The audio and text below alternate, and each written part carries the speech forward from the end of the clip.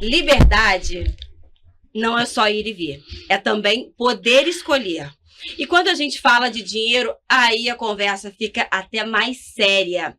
Hoje no Empoderação nós vamos falar sobre o que quase ninguém ensina: a educação financeira como ferramenta de libertação e de dignidade. Mulheres negras ainda são as que mais enfrentam o desemprego, o endividamento e a falta de acesso ao crédito. Mas também, como sempre, uma característica nossa, também são as que mais reinventam o jeito de prosperar. E para essa conversa potente, eu recebo duas mulheres incríveis que estão transformando realidades por meio da educação financeira. Fica comigo que você vai conhecê-las em instantes. Empoderação. Empoderação. Vozes em ação. Em todas as plataformas digitais. Agora estamos de fone porque uma das nossas convidadas está lá em Salvador. Vou apresentá-las aqui para vocês. A primeira que está aqui comigo no nosso estúdio, Patrícia Marins, é criadora da comunidade Mulheres Pretas Finanças. A Patrícia é bancária, educadora e palestrante, nascida e criada no Jardim Catarina, em São Gonçalo.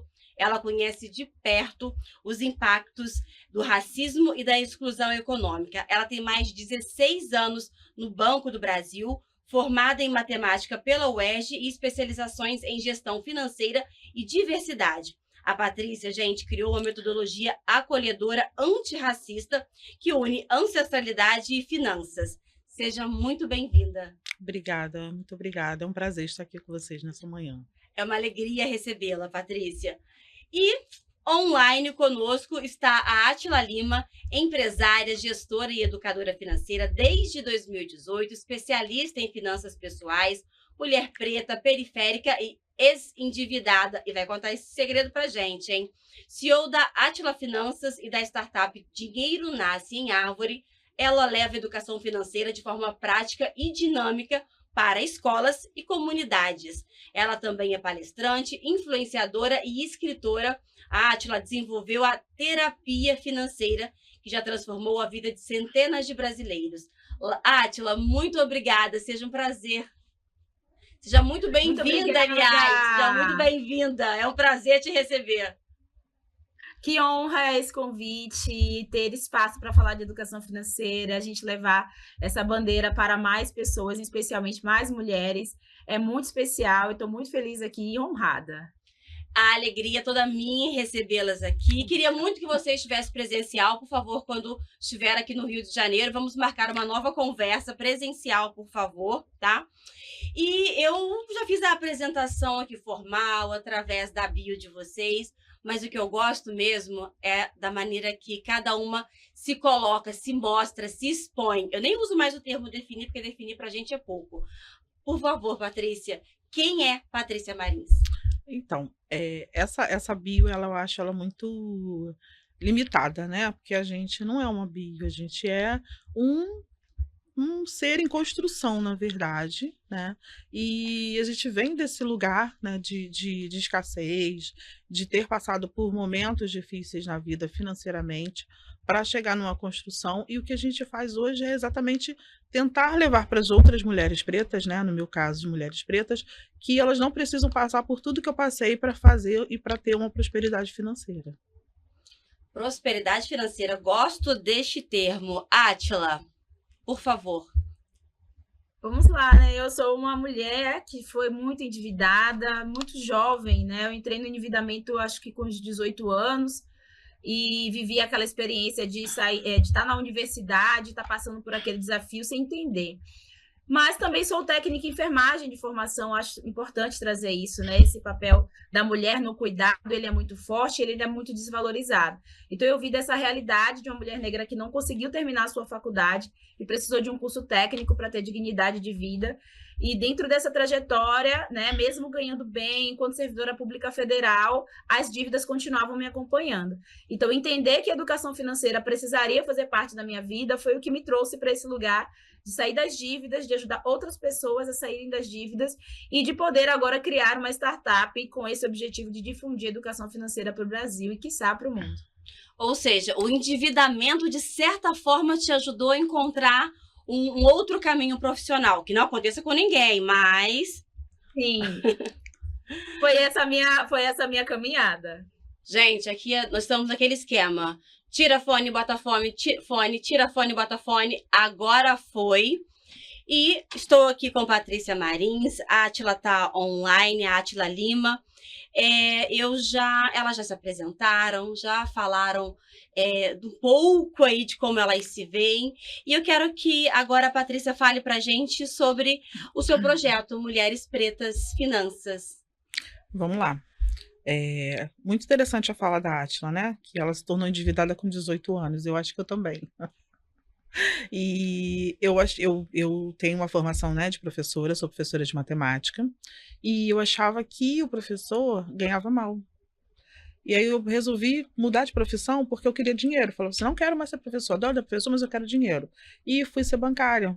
E aí eu descobri que, na verdade, eu fiquei mais endividada ainda do que quando era professora, porque eu tive mais acesso a crédito, era concursada, então as facilidades, taxas de juros eram mais baratas e minha situação só piorou. E exatamente como ela falou, as coisas só mudaram quando eu efetivamente entendi que eu precisava aprender, né? Eu me lembro do meu primeiro cartão de crédito que eu tive, que a atendente cortou ele com a tesoura quando eu fui negociar a dívida porque eu não podia mais usar, né? E o Mulheres Pretas, ele vem um pouco desse lugar, né, do que eu passei enquanto uma pessoa que não conseguia lidar com o seu dinheiro e caía muito nas armadilhas da sociedade, do consumo. Eu me lembro que eu tive uma fase em que eu comprava para mim e para minha comadre junto, porque ela era uma mulher branca, eu tinha dinheiro, mas ela era uma mulher branca. Então, quando a gente ia ao shopping, o atendente ia direto nela, o vendedor ia nela. Então, eu comprava para mim e para ela. A gente até brincava e falava assim, não, o dinheiro é aquela que tem o dinheiro. Eu só estou aqui acompanhando, mas a gente comprava. Então, era uma bolsa para mim, uma para ela, um sapato para mim, um para ela. E isso só foi causando uma piora de situação, né? E o Mulheres Pretas, ele vem um pouco daí. Você dava de presente a ela? Dava ela, de presente para ela, exatamente. Porque ela estava com você? Porque ela estava comigo, porque a gente era amiga, porque eu tinha dinheiro e, tipo assim, vamos gastar. Esse mês que vem tem salário de novo, tá tudo bem, né? Foi assim enquanto professor, depois foi assim enquanto no banco. Aí eu entendi que, na verdade, não era o professor que ganhava mal, era eu que não sabia administrar o dinheiro que eu recebia, né? Um pouco do Mulheres Pretas vem daí e um pouco do Mulheres Pretas também vem da pandemia. Quando em 2019, eu estava muito insatisfeita com a minha vida pessoal. Eu trabalhava e vinha para casa. Era trabalhar, vinha para casa, fazer janta e ver televisão. Eu estava enlouquecendo com aquilo, até que um amigo meu indicou um curso, um treinamento para bancários. Eu descobri nesse treinamento que existia vida fora do banco. E aí eu comecei a buscar o que fazer, né, estudar e tal. E aí, na pandemia, eu fiquei de home office full time e comecei a fazer muitos projetos de doação, de cesta básica, de ajudar outras pessoas e tal. E eu ajudava muitas mulheres, né, mais mulheres pretas. Dentro dessa ajuda, chegou um momento em que uma menina falou para mim assim, poxa, mas eu não tenho um creme para pentear o cabelo da minha filha, porque a cesta básica não vem creme de cabelo, né? E aí eu vi que só a cesta básica não era suficiente. E eu fui para um outro ponto, que era, eu criei uma página no Instagram, que era o Amigas do Lar, e comecei a oferecer serviços de diarista para as pessoas, de 10 meninas que eu selecionei, que era o máximo que eu podia ajudar. E aí esse projeto foi indo, né? Elas conseguiram se reinserir no mercado de trabalho, conseguiram ter a sua diária, mas elas continuavam sem dinheiro. Elas trabalhavam, depois, 2, 3 dias depois, não tinha dia da passagem para ir trabalhar. Aí, quando eu negociava a diária dela, eu precisava falar, pessoal, olha, você pode mandar o dia da passagem antecipado? Porque elas não conseguiam lidar com essa questão financeira. Então, um pouco do Amigas do Mulheres Pretas veio dali. Eu comecei a ajudar essas meninas a elas entenderem que elas precisavam fazer reserva de toda a diária que ela recebia, comecei a ensinar a criar uma reserva de emergência, uma reserva de oportunidade, e dali foi crescendo até que virou esse projeto maior, e hoje já tendo não somente pessoas que estão nessa situação de diarista, né? Uhum. Dentro do meu projeto eu tenho pessoas que têm rendas variadas. Eu, inclusive, fiz uma pesquisa esse ano com um recorde de mulheres que têm renda, mas que 70% delas continuaram respondendo que, mesmo com renda entre 5 mil e 20 mil reais, por exemplo, não tem reserva. Não sabiam lidar com o dinheiro. Estavam endividadas, porque é uma questão comportamental. Vai além somente do teu salário. Então, Mulheres Pretas, ele surgiu daí, dessa minha inquietude em querer fazer alguma coisa diferente na minha vida, desse projeto de ajudar as mulheres pretas na pandemia, de ensiná-las a começar a entender, a lidar com o seu dinheiro. Hoje eu tenho 2 dessas mulheres que conseguiram fazer o Enem, estão fazendo faculdade pública. Eu tenho mulheres que conseguiram ter o seu empreendimento, né? Infelizmente a gente não consegue abraçar todo mundo, nós perdemos uma nesse meio tempo por questões de saúde, né? Porque aí tem outras coisas envolvidas, mas a gente foi crescendo, foi evoluindo e elas estão aí vivendo suas vidas. Foi daí que começamos. Que ótimo! Parabéns! Que incrível! Agora, Átila, conta pra gente um pouquinho da história aí da Átila Lima Finanças, né? E principalmente da startup Dinheiro Nasce em Árvore. Agora, o nome é ótimo, adorei, né? Criativo. Exatamente, eu já quero saber desse projeto, porque eu tô começando a criar minha árvore também. Lá em casa a gente tá fazendo um jardinzinho lá, já fala que eu já vou colocar lá também uma árvore de dinheiro, por favor. O Dinheiro Nasce em Árvore, ele surge em 2022. Eu já vinha com uma estrada, vamos dizer assim, com a educação financeira, né? Eu comecei com 18 anos. Dentro de uma escola de contabilidade, eu comecei a trabalhar nesse universo, no cálculo de impostos, eu era do setor fiscal. Então, eu costumo dizer que a minha relação com as finanças, ela já existe há 20 anos, embora não pareça. E daí, eu comecei a faculdade, eu não consegui terminar, fiquei 8 anos trabalhando na contabilidade e vou para a enfermagem como uma opção, né, de uma mulher negra de periferia, de um curso técnico gratuito, né, ofertado aí através de políticas públicas. Eu vou para a enfermagem porque eu precisava de uma profissão, né, precisava de uma profissão rápida para me dar um bom emprego e eu consegui pagar a minha faculdade. Então, eu entrei no universo da enfermagem sem querer muito, né? Mas porque era o que estava à minha disposição. Então, eu me formo em 2011, começo a trabalhar como servidora pública de cara, eu passei no concurso municipal antes de me formar, depois passei no concurso federal, eu assumi em 2013 e fiquei 8 anos como servidora pública federal com um dos maiores salários aí de técnica em enfermagem. Porém, o salário grande ali dentro daquele universo, né, que me rodeava, os acessos aos créditos, uma história muito parecida com a minha amiga aqui, né, com a minha colega. Então, o acesso ao crédito, as oportunidades de consumo, você sem nenhuma dimensão de organização financeira, mesmo com conhecimento de contabilidade, isso é legal trazer. A gente hoje no nosso país tem formação de contabilidade, de administrador, de economista, mas é muito voltado para as finanças empresariais. Então, mesmo quem está inserido nesse universo, às vezes não consegue ter uma vida financeira saudável, pessoal, porque na vida financeira pessoal tem as emoções, tem o ajudar a sua comunidade, tem técnicas que às vezes você não acessa, porque você está acessando conhecimento técnico empresarial. Então, isso é um detalhe importante. Quando chega em 2017, eu me canso daquele movimento de ganhar mais, de ter um emprego público e ter linhas de crédito e estar endividada ainda assim. Eu devia cerca de 40 mil. Então, eu não conseguia entender, eu não tinha uma família que dependesse de mim, eu não tinha pais nem filhos, né? Eu não tenho filhos até hoje. Então, o que justificava aquele universo? Era a falta de conhecimento técnico mesmo. E aí eu começo a buscar, faço minha formação em coach de finanças, aí eu vou avançando para várias outras formações livres. Hoje eu estou terminando minha graduação em gestão financeira empresarial e vim trabalhando esse compartilhamento de informações. E aí, quando chega em 2022, entendendo que aquelas experiências que eu vivi na escola, de escovação de dente, aquelas aulas sobre educação sexual, eu falei, cara, eu posso trazer algo assim para a educação financeira. Um momento marcante, divertido, para que esses jovens que estão entrando no mercado de trabalho não vivam as dores que eu vivi. Então, o Dinheiro Nasce em Árvore nasce enquanto oficina para escolas públicas e hoje se torna, através de alguns programas de aceleração, uma startup com o objetivo de formar multiplicadores e levar a educação financeira para as comunidades, né, para que a gente tenha multiplicadores assistindo esses microempreendedores que hoje sobrevivem malmente dos seus negócios, né, tem a precarização do seu trabalho, justamente porque não tem conhecimento técnico básico sobre precificação, prolabore, gestão dos seus negócios. É interessante assim, a história de vocês, porque, embora não tenha experiência em finanças, né, nenhum projeto na área, mas a minha relação com o dinheiro ela é diferente. Ela vem muito justamente do medo da escassez.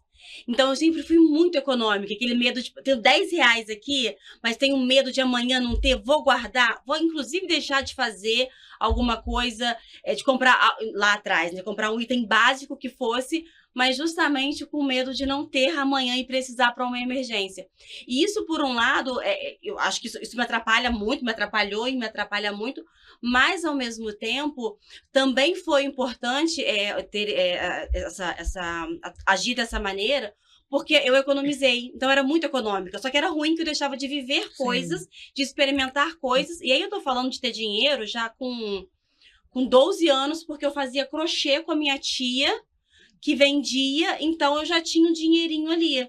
Então, daquele dinheirinho, eu tirava nas férias, né, que eu fazia, no fim de semana, enfim. Daquele dinheirinho, eu já tirava um pouquinho e comprava as coisas lá para casa, que era uma fruta, um legume, uma coisinha um pouquinho diferente que, com o dinheiro dos meus pais, a gente não conseguia comprar, que era muito pequeno. Só que ainda assim, eu fazia isso e guardava. Eu podia comprar uma roupa, podia gastar ali, mas não, eu guardava esse dinheiro e aí consegui abrir uma conta no banco e aí eu ganhei um prêmio também lá do Banco do Brasil, inclusive, Legal. Um projeto que eles tinham, não sei nem se existe mais, mas era de redação, e aí eu ganhei uma moedinha de ouro de 5 gramas, então assim, aí vendi pro próprio banco, abri minha poupança, e aí com esse dinheiro eu consegui, sempre economizando, mas assim, a economia era pelo medo da escassez. E era muito ruim, porque às vezes as crianças, meus amiguinhos, iam tomar um picolé, mesmo indo pouco, mas a gente podia fazer pequenas coisinhas. E eu não ia, porque eu queria guardar o dinheiro. Eu queria, ainda bem que eu fiz isso, mas assim, também é difícil, porque você tem que escolher, né? O que você faz? Você economiza ou você usa um pouquinho para o seu lazer, para sua vida? É uma situação delicada também, exatamente. Né? O que acontece? Patrícia. A forma como a gente vem, nossa relação com o dinheiro desde a infância, que normalmente, quando a gente fala de pessoas pretas, é da escassez, provoca esses dois momentos com a gente. Ou a gente quer guardar tudo com medo de não conseguir, ou a gente quer fazer tudo como se não houvesse amanhã. Né? Porque a gente vive num mundo capitalista. Lá na escola, eu sou professora de matemática, eu sempre dou esse exemplo. Uma das coisas que a gente aprende lá no ensino fundamental é: Maria vai comprar uma televisão que custa R$1.000 e vai dividir em 12 parcelas com a taxa de juros de tanto. Quanto que ela vai pagar? É esse aprendizado que a gente tem na aula de matemática, que é a aula lá de juros simples, juros compostos. Vai comprar parcelado, tá tudo bem. E a gente já vem para o mercado, quando a gente começa a ter a nossa renda, pensando em comprar parcelado. E esse comprar e consumir, que também está inserido no que a gente vê, porque a gente vê as outras pessoas também consumindo, você acha que quem é rico é o quê? Quem está gastando. Né? Quem tem dinheiro é quem gasta dinheiro, na verdade é o contrário. Só que a gente vive nos dois extremos. E aí o ideal é exatamente de colocar ali um meio termo para que você consiga ter uma estabilidade financeira, mas que também você não se prive de fazer coisas que você gosta, que você faça coisas com a sua família e também não se torne uma pessoa endividada. Né? E assim, eu falo que são finanças decoloniais, que a gente tenta tirar o pensamento do colonizador que faz com que você só queira consumir. Porque você consome e você fica ali naquele trabalho e paga conta, trabalho e paga conta, trabalho e paga conta, e você vai alimentando o sistema desse momento de trabalhar e pagar conta. E quando você quebra esse círculo, que você vai para um momento onde você pode começar a investir, você pode começar a ter patrimônio, ter imóvel, né? Porque muitas vezes a pessoa compra tanto parcelado quando ela é jovem, que quando ela chega lá com uns 30, 35, que ela quer comprar uma casa própria, ela não tem mais como comprar. Porque ela tem dívidas passadas que ficaram, às vezes, sem pagar, que não são possíveis mais de recuperar por causa da taxa de juros. Né? Muitos gurus, eu falo que muitos gurus financeiros falam o quê? Para de pagar. Para de pagar, que você está pagando muitos juros e tal. Só que o guru financeiro, ele passa. E o seu nome fica. E acontece muito, né, nessa minha experiência de 17 anos de banco, bancos se fundem. Então, se, por exemplo, a gente tem a história aí que o Banco Real foi comprado pelo Santander. Se você tinha uma dívida no Banco Real, a sua dívida ela passou para o Santander, mesmo já tendo passado os 5 anos. E aí você passa a não poder operar com o Santander. E aí, se você está naquele momento em que você estava com tudo certo para comprar a sua casa, houve uma fusão entre bancos, você vai ficar sem a casa. Então, assim, na verdade, a gente não tem que não parar de pagar a dívida, a gente tem que parar de fazer a dívida, né, e de entender o momento certo de fazer, se é comprar parcelado no cartão, se é pegar empréstimo ou se é financiar uma casa, que é um sonho de todo mundo. Se realmente precisa naquele momento também fazer exatamente, dívida, exatamente. Né? A ideia é fazer isso, né? Porque, como eu falei, nessa pesquisa que eu fiz, muitas mulheres, elas colocam lá que elas se privam do seu autocuidado com medo de utilizar o dinheiro e depois não ter. Que foi exatamente o que você falou, né? Você se priva muitas vezes de cuidar da sua unha, do seu cabelo, de fazer uma viagem com a família, de fazer um intercâmbio às vezes, né? Porque você acha que não, se eu gastar agora, depois eu não vou ter o dinheiro. E, na verdade, você pode fazer tudo desde que você tenha o controle financeiro e que faça os seus ajustes necessários, entendeu? Ah, mas aí eu vou colocar aqui, vou me defender. Porque, na verdade, hoje eu até mudei um pouco esse olhar, porque o meu marido é contador, meu marido é contador, então, assim, ele trouxe esse olhar para mim, assim, olha, não é ficar só economizando, você pode precisar realmente, mas tem que viver, tem que, sabe, aproveitar, enfim. Mas o lado bom dessa minha economia foi que com isso eu consegui sair da minha cidade, vir para o Rio, consegui me sustentar aqui com um pouquinho, mas consegui me sustentar, fazer faculdade, eu ganhei a bolsa. Então, assim, o meu crescimento, ele veio disso. Mas foi doloroso, porque você deixa de viver coisas. Hoje eu tô vivendo, eu tô aproveitando muitas coisas, mas lá atrás não, né? Você aprendeu a lidar, você, né, passou por um crescimento. Exatamente. Né? E aí, é exatamente o que a Átila falou, né? Se a gente tiver vários educadores financeiros dentro das escolas, dentro das comunidades, que falem sobre isso... Quantas mulheres aí estão deixando de aproveitar momentos com seus filhos, com a sua família, porque estão passando por essa privação, às vezes tendo. Eu não gosto nem de falar a palavra reserva de emergência, porque todo mundo fala reserva de emergência. Eu gosto de falar que é reserva de oportunidade. Porque senão você cria uma necessidade de estar sempre emergência.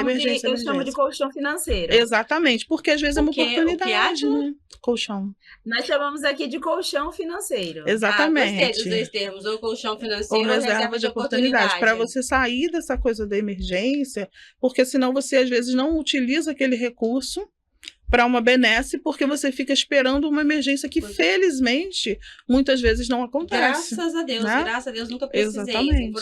Foi justamente isso. Eu usei esse recurso sempre para a oportunidade. Olha como a gente muda, né, o olhar. Eu sempre usei para a oportunidade, porque eu ia fazer um curso, ia ter que viajar, fazer uma coisa ou outra. Era esse dinheiro que eu usei. É isso. Exatamente. Agora, Átila, a gente tô contando aqui a minha história, abrindo meu coração, aproveitando a consultoria aqui de vocês duas. Arrasou. Não, obrigada, mas é isso, vamos aprendendo juntas.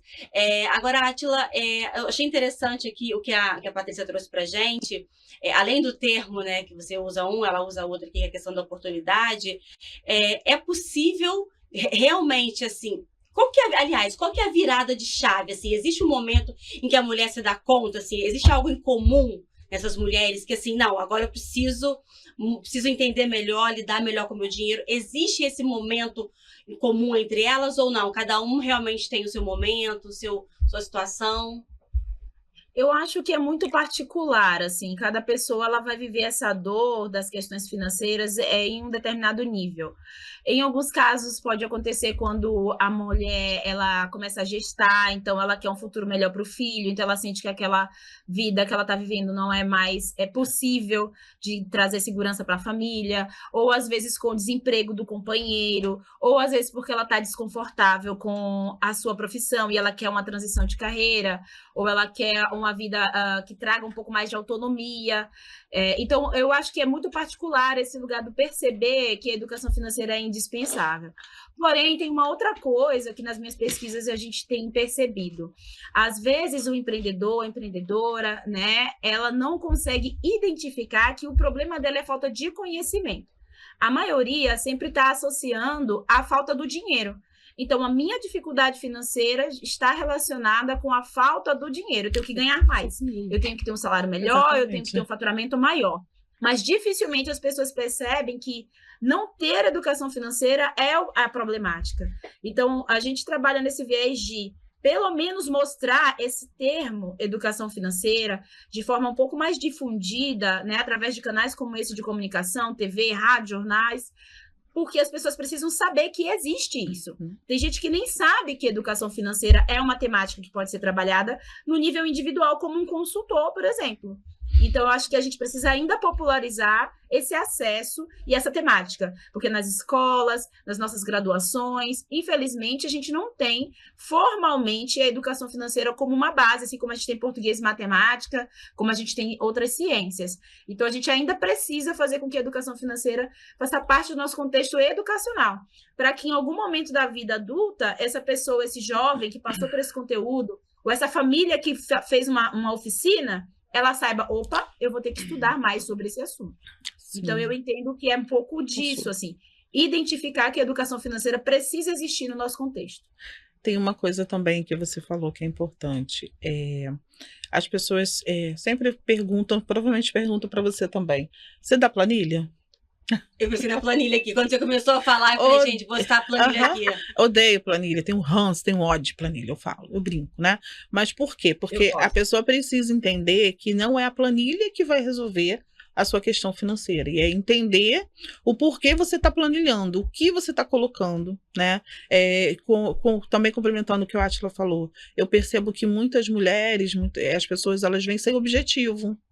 Elas trabalham por trabalhar, elas gastam por gastar. Mas por que você comprou? Por que você utilizou? Por que você parcelou em 10 vezes? Por que você fez isso? E aí elas começam a perceber que elas não criaram objetivos para que aquilo acontecesse. Um planejamento, né? De vida. Não tem. Quando você pede, exatamente. Assim, uma das primeiras coisas que eu falo na minha consultoria era, na nossa próxima sessão, eu gostaria que você trouxesse uma meta, um sonho de médio e curto prazo. E aí eu sempre explico que provavelmente, durante o tempo que a gente está junto, você não vai conseguir realizar as duas, mas é importante a pessoa entender que ela precisa criar objetivo, né? Eu sempre falo que eu sou a louca das metas. Eu sou. E aí, uma das metas, por exemplo, que eu coloquei era mudar de profissão, porque na minha cabeça era o meu salário que era pouco, né? E aí eu mudei, virei bancária, e depois eu entendi que não era. E aí depois eu coloquei uma outra meta que era não chegar aos 50 anos e 15 anos de banco fazendo a mesma coisa que eu fazia. E aí eu consegui, que foi exatamente criar Mulheres Pretas, estar num outro ambiente que não fosse somente um ambiente bancário, estar falando com pessoas sobre finanças, principalmente com mulheres pretas. Mas eu percebo muitas vezes que as pessoas não têm. E eu vejo também que, como a Átila falou, ela vem pela dor e vem muito pelo desespero, né? Porque ela acha que aqui a situação dela não tem jeito, que está muito ruim. E aí, quando a gente abre aquele mapa, a gente começa a ajustar e começa a ver, ela entende que muitas das vezes foi o comportamento dela que gerou aquela situação e que pode ser revertido. E aí a gente começa a ver o dinheiro conseguir começar a fazer a reserva, começar a realizar outros sonhos e entender que ela pode sim querer aumentar o salário, porque está tudo bem, ela pode querer mudar de profissão, mas ela precisa entender que com qualquer salário que ela receba, obviamente, dentro de uma capacidade de pagamento que seja factível, ela pode ter uma organização financeira. Átila, é isso? O planejamento financeiro, ele começa primeiro com objetivo de vida, planejamento de vida? Tem um detalhe interessante que a Patrícia trouxe, achei bem curioso, ela odeia planilhas, eu já sou a louca das planilhas, tá? Eu amo, mas tem uma coisa curiosa que no que você trouxe é que eu não sou fã dos aplicativos, porque muita gente pergunta, e qual aplicativo você indica? Então, assim, gente, não é a ferramenta que você usa que vai determinar se você vai ter ou não uma boa organização financeira. Eu costumo dizer, é a técnica, é a maneira como você organiza, uma metodologia. Então, você pode usar o seu caderno, você pode usar o bloco de notas do seu celular, você pode usar planilha, você pode usar um sistema, né, um aplicativo, mas é a maneira como você organiza. Então, a técnica que vai fazer a maior parte da diferença. Exatamente. E aí, quando a gente fala de planejamento financeiro, eu costumo usar a expressão seguinte, você tem que dar nome ao seu dinheiro. Dinheiro precisa ter destino, precisa ter nome. Então, eu estou juntando dinheiro por quê? Porque muita gente, quando vem trazendo que não consegue juntar, ou não consigo economizar, ou não consigo comprar um patrimônio, é porque você ainda não definiu o seu objetivo. Para que você está juntando aquele dinheiro, que é justamente o que a colega trouxe aqui do sonho, né? Do seu objetivo. Então, assim, o que você quer realizar daqui a 1 ano, daqui 2, 3 anos, daqui 5 anos? Quanto é que isso te custa? Se você não tem data para realizar, valor desse sonho, para você construir uma estratégia de como você vai fazer o dinheiro para realizar, você fica estagnado. E aí, todo o dinheiro que chega para você, sem destino e sem nome, tudo que está ofertado nesse mundo capitalista se torna uma prioridade indispensável. É consumido, exatamente. E aí Mas o dinheiro ele vai embora nos juros, ele vai embora nas compras, ele vai embora mascarado com aquele cartão de crédito que é para ajudar a família, né? E você vai deixando as pessoas, às vezes, tomarem uma liberdade sobre os seus recursos que não é digna, porque senão você não consegue construir uma prosperidade genuína para o seu futuro. Né? Então, esse lugar de querer ajudar a nossa comunidade, ele precisa vir com muito cuidado, com o cuidado do equilíbrio financeiro, com o cuidado de oportunizar para o outro também o aprendizado, porque senão a gente fica querendo salvar os nossos, no lugar de uma pobreza que foi construída pelo governo, pelo Estado, com as políticas, né, que a gente sabe bem antigas, que perpetuavam uma pobreza, e a gente fica, às vezes, tentando salvar num lugar que a gente não está nem sendo salvo. Então, precisa de equilíbrio, de técnica, para que você estenda a mão para a sua comunidade, sem abrir mão do seu futuro seguro também. Então, a gente precisa de gestão financeira para poder isso acontecer com equilíbrio. Diga, Patrícia. Mas, Átila, olha só. Eu odeio planilha, mas se a pessoa quiser planilha, eu dou planilha. Obviamente, eu faço uma brincadeira, porque a pessoa precisa entender primeiro para depois ter a planilha. Não fala mal de app, não. Tô criando um app lindo, maravilhoso, que é o Malika Finanças, que ele vem para revolucionar o mercado, porque ele é um app específico para mulheres pretas. Ele tem alertas para você de que você está utilizando muito. Ele tem elogios para você dizendo que você está no caminho certo, entendeu? Ele vem para revolucionar. Deixa eu te contar, não é sobre ranço de app, é sobre os que estão postos da maneira como estão. Sim, então, o Malika Finanças está chegando para revolucionar isso daí. Malika Finanças. Malika significa rainha na linguagem africana. Então, é rainha das finanças, exatamente para dar empoderamento para essas mulheres. E tem uma questão também bem legal que você falou aí, Átila, que é ajudar a sua comunidade, né?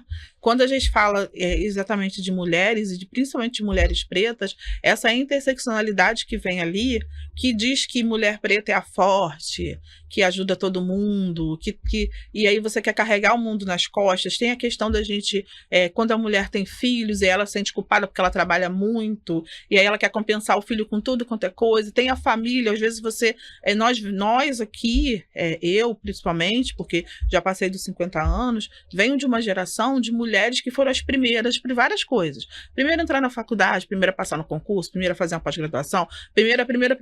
E aí esse primeiro tudo faz com que você queira carregar toda a sua família nas costas, porque a gente diz que a gente carrega o nosso quilombo. Mas esse carregar precisa ter limite. Você precisa saber até que ponto você pode ajudar a sua família, até que ponto você pode estender a mão. E também entender por que aquela outra pessoa está numa situação financeira que precisa de ajuda. Né? Quando a gente investe em conhecimento, quando a gente investe em educação financeira, a gente aprende sobre isso, que é preciso dar limite e muitas vezes dizer não, e que está tudo bem. Porque essa sociedade que coloca ali que você, mulher preta, tem que dar conta de tudo, tem que ajudar todo mundo, pesa muito nas nossas costas, né? E aí a gente acaba se enrolando muitas vezes. Isso aconteceu comigo, né, em relação à família, em relação a ajudar outras pessoas, e saber o momento certo de dizer não, ou saber o momento certo de ajudar, e principalmente o limite dessa ajuda. Né, o limite, se você quer ajudar, tá tudo bem. A mesma coisa de projeto social. Muitas pessoas querem ajudar o projeto social e falam assim, eu não ajudo porque nesse momento eu não tenho dinheiro. Porque todo mundo acha que é só o dinheiro que vai resolver. E às vezes é uma palavra, uma escuta, e também pode ser o dinheiro, e você dá o limite para esse recurso. Eu posso ajudar com R$100 esse mês, então o que eu vou fazer? Eu vou distribuir em 5 de 20, eu vou ajudar um único projeto com 100, mês que vem eu ajudo, e você vai colocando ali o limite do que você pode fazer para que mesmo você fique feliz também, né? Porque o consumo faz com que a gente se sinta recompensada. Eu trabalho muito, meu filho eu fico muito tempo sem o meu filho, então eu vou lá e dou um presente para ele caríssimo, domingo é dia das crianças, por exemplo, né? E aí eu compro um presente caro, parcelo em 12 vezes, mas eu me sinto feliz porque eu resolvi uma questão ali que estava me incomodando, que daqui a pouco vai incomodar novamente. Então, quando você aprende de... Mas aí já vem o Natal também. Exatamente, são datas que muitas vezes já existem. Eu sempre brinco... Você nem terminou de pagar o presente no Dia das Crianças, chega o Natal. Exatamente. Aqui no Rio de Janeiro e Átila, em Salvador, eu não sei se ela gosta de carnaval, mas eu amo, sou apaixonada. Amor! Só que eu não tenho mais... Calma, tem um ano novo passa até mal. Só que eu não tenho condições Eu falo que eu não tenho mais saúde física para passar a noite, por exemplo, numa arquibancada da Sapucaí. Mas eu não consigo não passar a noite na Sapucaí. O ano que eu não passo a noite na Sapucaí, eu fico doente. Eu passo o carnaval, mesmo indo para bloco tudo, eu passo o carnaval mal. Então, o que eu faço? Eu vou pro camarote. E as pessoas falam assim, mas como que faz? Compra o ingresso. Mas é muito caro, mas você sabe a data do carnaval todo ano. Então, se programa, faz uma reserva específica, como a Átila falou, né? Coloca nome nos seus objetivos para que isso possa acontecer. Né? E aí aquela coisa que às vezes a gente acha que é impossível, que é muito caro, porque tem a questão também do pertencimento, né? Eu não me vejo naquele lugar, e é um lugar que vai te trazer satisfação, às vezes, muito maior do que um consumo de uma compra somente parcelada em 12 vezes, entendeu? Ô Átila, agora eu te pergunto o seguinte, como que o racismo, né, a gente já abordou isso, começou a trazer aqui, ele afeta emocionalmente a nossa relação com o dinheiro? Ô, mulher, é profundo, hein? É profundo porque isso é pra quem tá ouvindo a gente não ficar endividado mais, resolver suas pendências, quem não tem dívida se manter assim, é isso. É isso. Então, o que acontece? Acho que é importante trazer que existiram leis no passado, né? Políticas públicas do passado, quando a gente teve a abolição, que empurrou as pessoas pretas para a escassez financeira, né? Perpetuou ali o empobrecimento, porque a ideia era de extermínio mesmo, né? Então, a gente teve a lei de terras, que proibiam as pessoas negras de terem terras recebidas como meios de pagamento pelo seu trabalho. Então, pessoas escravizadas que receberam as terras tiveram que entregar para o Estado e só podiam ter posse daquelas terras que elas ganharam como pagamento pelo seu trabalho se elas pagassem. Se elas não tinham trabalho, se levaram a vida escravizadas, como é que elas iam pagar pelas terras? Então a gente vê aí a construção das periferias por conta disso, nesse êxodo ali. E aí a gente teve também a lei da educação, a primeira lei da educação, que proibia as pessoas negras de acessarem informação. Né, técnica, formação de conhecimento, formação profissional. Então, se você não tem qualificação profissional, como é que você consegue bons empregos e sai da escassez, da dificuldade? E aí a gente também teve a lei da vadiagem, que proibiam as pessoas negras de perambularem pelas ruas, exercendo as suas atividades culturais, como capoeira, né, enfim, e que se fossem vistas andando em busca de trabalho ou emprego, eram vistas como vadias e eram presas, encarceradas. Então, imagina o que era você, dentro desse contexto, construir prosperidade financeira. Ali era a lei da sobrevivência mesmo. Né? E os quilombos foram esses espaços, os espaços de terreiro foram esses espaços de proteção dessas vidas, né? Se a gente vê hoje um povo de terreiro que faz comida para santo e que distribui isso para a comunidade, eram os caminhos de sobrevivência, era a sabedoria ancestral protegendo a vida do nosso povo. Então a gente vem dessa descendência, né? Como a Patrícia trouxe, nós somos muitas vezes as primeiras a tudo, né? A criar um negócio, a criar uma empresa, a acessar a faculdade, porque os nossos ancestrais, nossos pais, avós, não tiveram essa oportunidade. Então, a gente não herdou casas, a gente não herdou fortunas, a gente não herdou empresas, e a gente não teve a oportunidade de ter profissão. Eu tive que começar a trabalhar jovem, embora não tão jovem quanto muitos, mas eu não podia escolher terminar minha faculdade para eu começar na área que eu queria. Eu tive que fazer um curso técnico de enfermagem, né? Muitos dos nossos nem o segundo grau conseguem acessar, porque tem que trabalhar, que a prioridade é botar comida em casa. Então, imagina que a gente vai herdando todo esse comportamento de escassez, de falta de acessos e oportunidades. Como é que o racismo, ele atravessa a gente? Ele atravessa a gente nos colocando sempre no lugar da escassez. Aí, quando a Patrícia vem me dizendo aqui, muito brilhantemente, que paga pelo seu camarote, porque ela sabe que merece estar em espaços também de conforto, né, e de qualidade, enfim, isso é um rompimento de crenças que nos acompanham, porque pessoas pretas não poderiam morar em determinados bairros, não poderiam frequentar determinados espaços.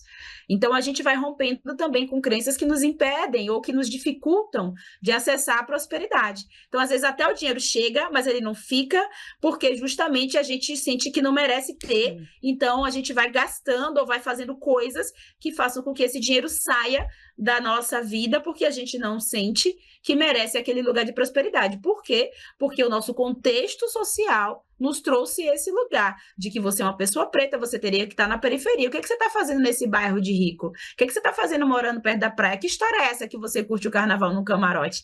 Então, a gente também briga com nossos próprios pensamentos e com as dores, né, que nós herdamos emocionais para que a gente consiga avançar. E dizer para os nossos ancestrais, olha, a gente está seguro, está tudo bem agora, a gente pode sim viver a prosperidade que você não viveu, né? Agradecer aquilo que eles fizeram por nós, mas a gente romper com isso para construir prosperidade financeira para as próximas gerações. Agora, Patrícia, ela trouxe aí muito do contexto, a Átila trouxe a questão do contexto histórico, muito importante, né, para a gente entender como que nós chegamos nesse momento, por que as pessoas negras, né, são tão endividadas, por que a gente tem essa relação difícil com o dinheiro, por que a gente não consegue economizar. Então, ela contextualizou também, citando o que você falou sobre a questão de ir ao camarote, sim, de estar, de se dar esse presente, né, de ocupar espaços. Ocupar, né? espaços. Exatamente. E era sobre isso que eu queria que você falasse. Você que foi a primeira em várias coisas na sua família, como muitas pessoas negras, né? Esse peso de ser a primeira. Como é você ter condições de estar nesses espaços, administrar o seu dinheiro, que te leva a estar, a conquistar, a poder, a literalmente ter poder, mas estar num ambiente que não é para você, né? Que não é feito para você. Quando eu vou pro camarote, eu levo meu quilombo. Eu não vou sozinha. Eu levo meu filho, eu levo minha tia, eu levo minha outra tia, e nós vamos em grupo. Nós vamos aquilombados para mostrar para as pessoas que não é um. Exatamente para tirar esse tokenismo de que tinha um negro lá, não. Tinha um quilombo lá. Eu vou com as amigas pretas, a gente se junta e vai todo mundo junto para o camarote. Exatamente para ocupar o espaço, mas ocupar o espaço com dignidade. Não assim, com aquela pessoa que fica ali acuada no cantinho porque não está se sentindo num ambiente seguro. Então, a gente vai com estratégia de ocupação. E eu vou um pouquinho mais atrás quando eu falo da questão desse racismo que a gente vive em relação às finanças. Eu gosto sempre de dizer que a minha educação financeira, eu sempre falo que nós somos descendentes de reis e rainhas. Então, a gente precisa buscar a nossa riqueza. A gente precisa tomar essa riqueza que foi tirada quando os escravizados foram trazidos para o Brasil, né? Porque lá em África a gente era rico, a gente era rei, a gente era rainha. Então a gente volta para poder pegar, né? A gente volta para pegar o que é nosso. Obviamente que a gente luta com políticas públicas de inclusão, com políticas públicas de trazer a população preta para esse lugar também. Né? Uma crítica muito grande que eu tenho, e é por isso que eu insisto, como eu estava conversando no começo, de levar a educação financeira para a comunidade, muitos projetos sociais, eles vêm com projetos de manicure, cabeleireiro, e limita a gente dentro desse quadrado. Mas como que se a gente pegar uma pessoa e colocar ela na tecnologia, ela sobe 3 degraus. E aí esse quilombo já está em outro patamar. Né? Eu tenho uma amiga que ela é preparadora física, levantadora de peso, ela tem um projeto na comunidade aqui no Rio de Janeiro, no Caramujo, em que ela pegou os atletas para dar aula de levantamento de peso, e alguns desses atletas já têm bolsa atleta. Então ele sai de um jovem carente da comunidade para um jovem que tem bolsa atleta. Ele já sobe um degrau e dali ele já começa a ampliar os seus caminhos, fazer viagens, ganhar o mundo, conhecer outros lugares, e a prosperidade ela vem muito mais rápido, porque também a gente precisa pensar nisso. Né? Eu fui a primeira, mas na minha família até hoje só tem mais 2 mulheres que conseguiram terminar uma faculdade. E a gente não pode parar por aí, a gente precisa fazer com que essa subida seja mais rápida. Então, o objetivo de levar a educação financeira para uma comunidade é para as pessoas entenderem que elas podem mais. Elas podem mais do que essa questão somente de fazer a unha. E não está tudo bem se ela quer fazer a unha. Mas mesmo que ela queira fazer a unha, ela pode ser aquela profissional, aquela especialista que daqui a pouco vai estar ensinando, vai estar treinando, e ela vai subindo o degrau. Entendeu? E aí, pensando nessa questão de ocupar espaços, uma coisa que eu sempre trago vamos fazer muitas mulheres pretas que vêm para mim na consultoria não realizam viagens, que é uma coisa simples. Às vezes, até mesmo Rio, São Paulo. porque acha que não tem condições financeiras de fazer. E quando a gente mostra e abre esse caminho, o mundo se abre e ela começa a ocupar. E com planejamento, você pode levar o seu quilombo, você não precisa ir sozinho. Exatamente esse ponto que a Átila falou, né? A gente ocupa o espaço, mas a gente não ocupa sozinha, a gente traz o quilombo junto com a gente. Adorei essa colocação de não estar, mesmo quando você acessa, que seja um evento simples, uma coisa que você vá. A gente vai aquilombado. Vai sempre aquilombada, exatamente. Agora, Átila, as mulheres têm medo de prosperar? Por quê? Tem sim, sabe por quê? O que acontece?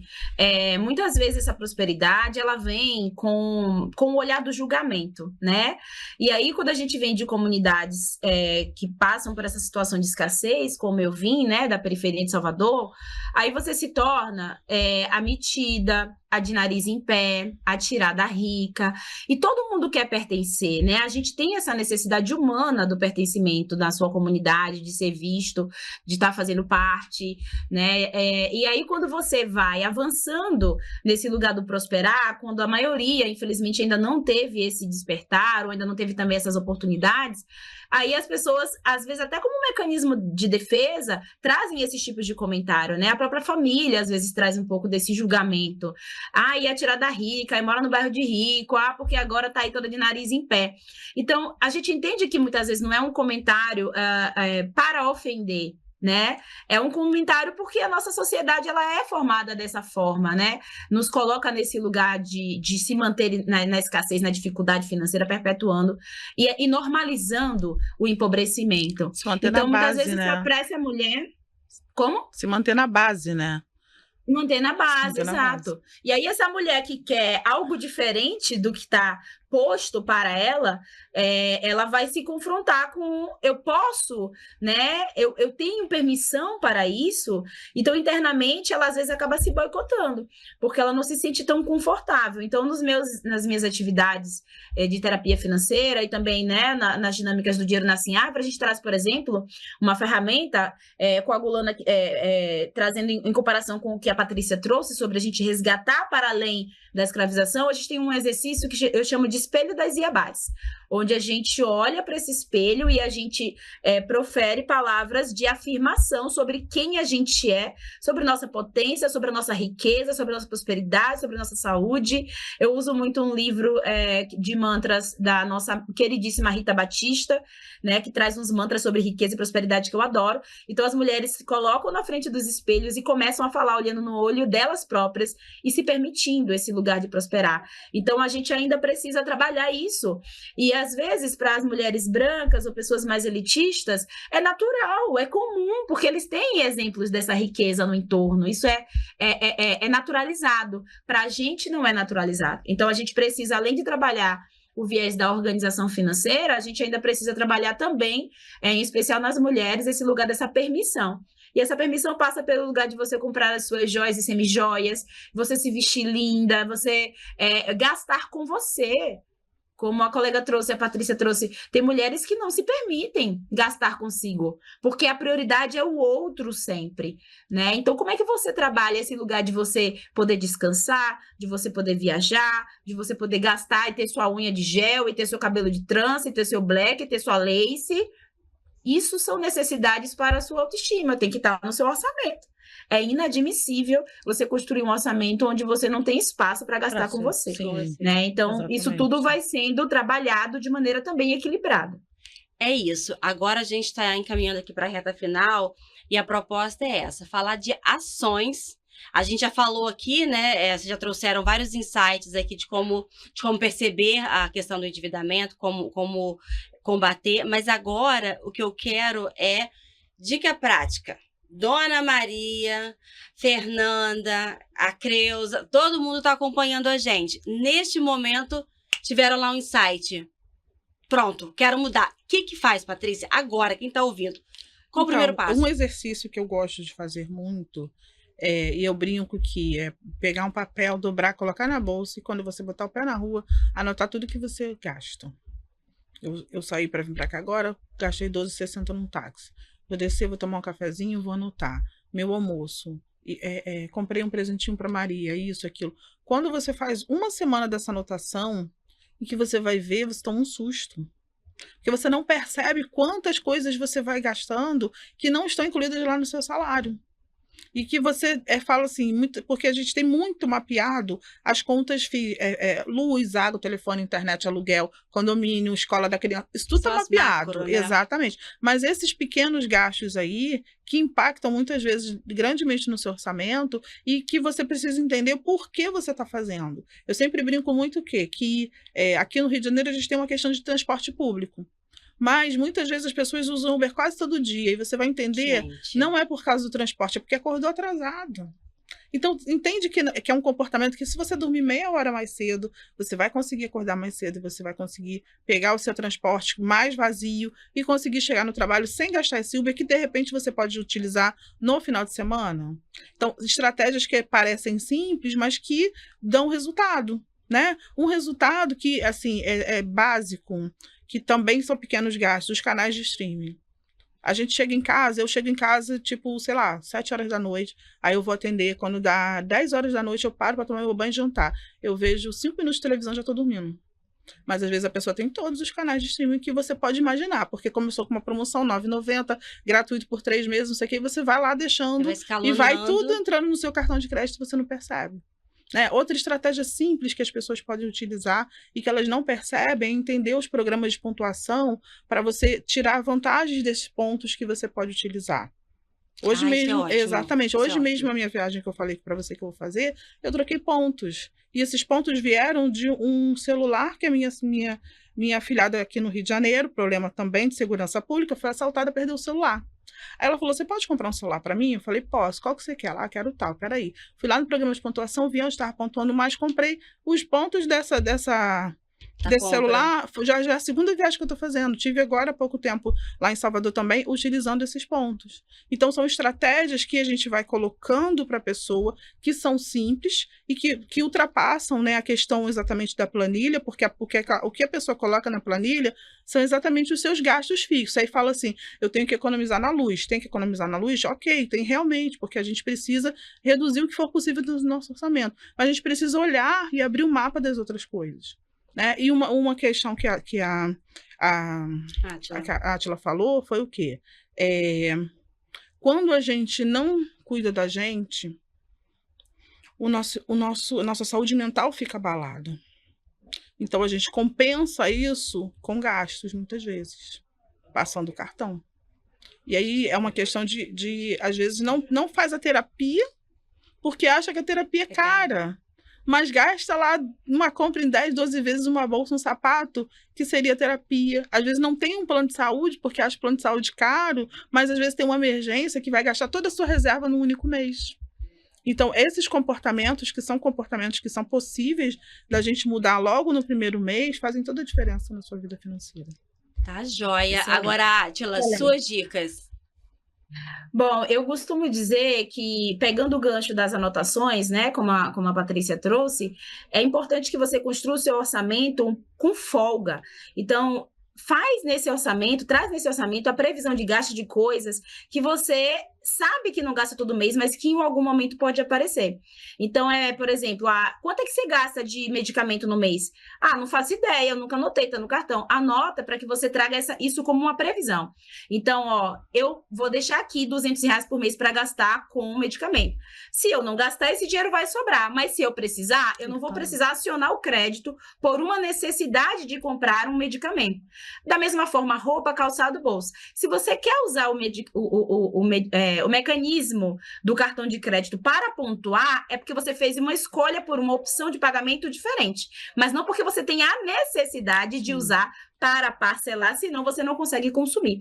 Então, trazer para esse orçamento essa folga, porque quando você constrói um orçamento apenas levando em conta os gastos que já estão postos, dificilmente você vai conseguir ter espaço para as coisas que vão surgir para além do básico que já está colocado ali.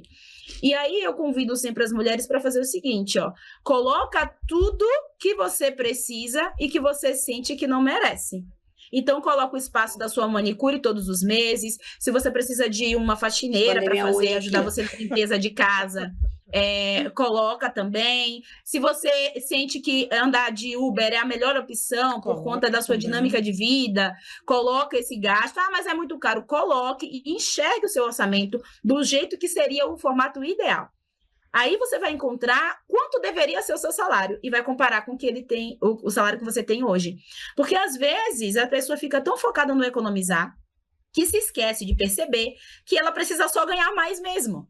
Porque tem coisas que economizar vai fazer diferença no orçamento, mas tem momentos que você vai precisar aumentar o seu ganho, porque o custo de vida ele cresce o tempo inteiro com a inflação, com o aumento dos custos de vida, então você precisa fazer um movimento crescente de ganhar mais, né, de aumentar a sua renda. Isso vem com qualificação profissional, isso vem com transição de carreira, né? Então não olhe para o seu orçamento só pensando em enxugar, olhe entendendo o quanto você precisa e pensando em estratégias para melhorar o seu faturamento também, porque vai chegar uma hora que o economizar não vai ser mais uma opção para você. O café aumentou, nunca mais baixou e a gente continua tomando café. Então, a gente precisa ser realista para entender que, às vezes, ganhar mais é a melhor opção e não ficar focando só em enxugar gastos. Exatamente. Então, eu acho que isso é importante. Daí, você vai para o seu negócio, para o seu empreendimento, você vai para a sua profissão, sabendo o quanto você deve ganhar e não apenas tentando viver daquilo que está posto. Porque, às vezes, você está trocando dinheiro. Né? Muitas vezes a gente vê empreendedora que ela não coloca lá na precificação o tempo que ela gasta para fazer aquele produto. Ela coloca o material, ela coloca às vezes o dinheiro que ela gasta para ir comprar o material, mas a hora eu pergunto, quanto custa a sua hora trabalhada? Não sei. Mas como é que você tira a sua remuneração? Como é que você tira o seu prolabore? Não sei. Entrou, paguei tudo, o que sobrou fiquei. Eu falei, não é assim, a gente precisa saber precificar, até mesmo para, exatamente como ela falou, às vezes eu preciso vender mais, porque às vezes o orçamento não cabe. A vida que você está levando hoje não cabe. Ou você vai trocar essa vida e reduzir alguns custos e cortar gastos mesmo, ou vai aumentar a sua renda, né? E quando a gente fala de empreendedor, esse aumentar a renda está relacionado com aumentar a sua venda. Né? E muitas vezes as pessoas, só para a gente finalizar em ferramentas, eu vejo muitas empreendedoras que não usam o Instagram como ferramenta de venda. Você fala assim que eu trabalho com crochê, deixa eu ver sua página. 3 meses que não posta nada. Mas como é que você está vendendo? Porque eu não sei usar o Instagram. Exatamente. Aí, às vezes, a estratégia não está assim. Você não precisa saber tudo. Você não precisa ser profissional de tudo. A minha área é finanças. Eu não preciso saber tudo de rede social, eu não preciso saber tudo de marketing. Existem profissionais. Aí você começa a colocar no seu orçamento, eu vou contratar uma pessoa para administrar minha rede social, porque isso vai gerar vendas e vai aumentar o seu orçamento. Né? Você vai fazendo planejamento. Eu percebo muito que os empreendedores, eles não fazem isso. Começa exatamente com a hora trabalhada, com não saber usar a rede social, como não saber divulgar o seu trabalho. E aí você fala, mas eu já tive uma mentorada que ela falou, mas você é educadora financeira ou você fala de rede social? Eu falei, não, a gente precisa atrelar tudo, a gente precisa saber, né? E aí ela trabalha com roupas e ela começou a fazer lives no Instagram. Fazia live toda quarta-feira das roupas dela. E começou a vender. Na live ela já vendia, às vezes, o valor de uma semana de venda que a pessoa na loja dela, porque ela não usava o Instagram como ferramenta de trabalho, quando ela teria que usar, ou outra ferramenta que seja. Olha, entendeu? Mas finanças para empreendedoras é um outro tema muito importante que a gente precisa abordar. Sim. E vai literalmente dar pano para manga aqui. Não é, Átila? Então, com toda certeza. Por hora, vamos fazer o seguinte. Quem nos acompanhou, quem aprendeu, que adorou as dicas que vocês passaram, as informações, que se conectaram, como pode acessar Mulheres Pretas Finanças? Então, o meu nome no Instagram é Mulheres Pretas Finanças, no LinkedIn também, no TikTok também, no Kawaii também, então você consegue me achar em todas as redes sociais. Lá tem os canais de acesso, as formas de contratar uma consultoria, tem consultoria em grupo, estou lançando um aplicativo daqui a pouco que também vem para agregar mais Malika Finanças, que vem para agregar uma ajuda maior, né, para que você possa fortalecer suas finanças. Então, basta procurar lá Mulheres Pretas Finanças que vocês vão me encontrar. Átila? Vocês vão me encontrar como Átila Lima Finanças, né? Que é o meu Instagram, que eu tô mais ali no dia a dia, conversando, trazendo dicas, brincadeiras. Dá para fazer também consultorias, atendimentos individuais e gestão de micro e pequenos negócios.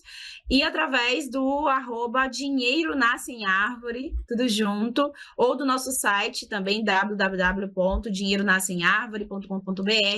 Vocês encontram mais informações sobre a nossa startup, né? Sobre como levar também a educação financeira para as comunidades. Tá joia, Patrícia, muito obrigada pela sua participação, por estar aqui com a gente. Foi ótimo, adorei. Várias dicas anotadas aqui, ó.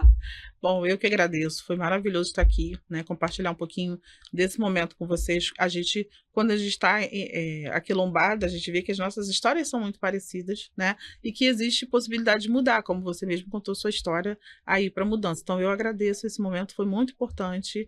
E pode convidar a gente, né, Átila, mais vezes que a gente vai estar aqui. Claro, vai ser uma alegria ter vocês aqui, Átila. Com certeza. Será uma honra estar presente para poder dar um abraço caloroso, a gente trocar figurinhas de pertinho. Eu agradeço muito o convite, o espaço. Eu adorei conhecer a Patrícia, já quero mais contatos contigo, mana. A gente tem muita coisa para desenhar junto aí. Que maravilha! Já vou te chamar daqui a pouquinho. Maravilha, é isso que tem que acontecer. Foi ótimo e eu agradeço muito, tá? Parabéns pelo programa, eu desejo muito sucesso e que possa também dar vozes a cada vez mais mulheres aí a falar de forma, né, ampla sobre finanças e tudo aquilo que nos empodera. Tá joia, Átila, muito obrigada. Patrícia, muito obrigada. Gente, e quando está encerrando, né? E quando uma mulher preta, ela aprende a cuidar do próprio dinheiro, ela não paga as suas contas. Ela vive, mas ela também paga promessas ancestrais. Bora juntas? Cuidando ali das finanças direitinho? Vem comigo, hein?